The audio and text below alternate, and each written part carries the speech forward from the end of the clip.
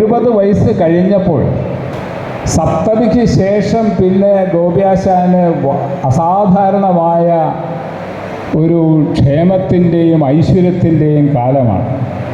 അതുവരെ ഉണ്ടായിരുന്ന അശാന്തികളൊക്കെ അസ്തമിച്ചു. പിന്നെ ജീവിതം വളരെ ശാന്തമായി.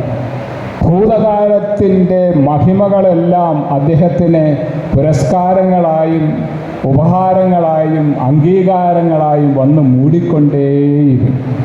അത് ഇന്നും അവസാനിച്ചിട്ടില്ല.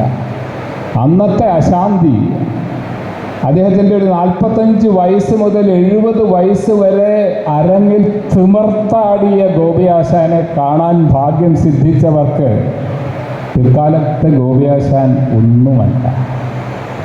ആ ഗോപിയാശാൻ ആ ഭൂതകാലത്തിൻ്റെ മഹിമയുടെ ഒരു ബാക്കി പത്രമായി നമ്മുടെ മനസ്സിൽ നിറഞ്ഞു നിൽക്കുകയാണ്. വീണ്ടും അദ്ദേഹത്തിന് കഴിയുന്നിടത്തോളം അദ്ദേഹം അധ്വാനിക്കുകയും തൻ്റെ പ്രയത്നം പരമാവധിയാക്കാൻ ശ്രമിക്കുകയും തനിക്ക് ആംഗികമായി ചെയ്യാൻ കഴിയാത്തതിനെ കൂടി സാത്വികമായ അഭിനയത്തിലേക്ക് പരിവർത്തിപ്പിക്കുകയും ചെയ്തുകൊണ്ട് താൻ ഇന്നും താൻ വേഷം കെട്ടുന്ന അവസാനം വേഷം കെട്ടി നിർത്തുന്നത് വരെ കളിയരങ്ങിൽ ഏറ്റവും പ്രസക്തനാണ് എന്ന് സ്ഥാപിക്കുകയും ചെയ്തു. ഈ ഒരു ജീവിത മഹിമയാണ്, ഈ ഒരു കലാജീവിത സംസ്കാരമാണ് ഇനി പുരസ്കാരം മേടിക്കുന്ന ഷൺമുഖൻ അടക്കമുള്ള യുവതലമുറയിൽപ്പെട്ട കലാകാരന്മാർ ഗോപിയാശാനിൽ നിന്ന് പഠിക്കേണ്ടത്.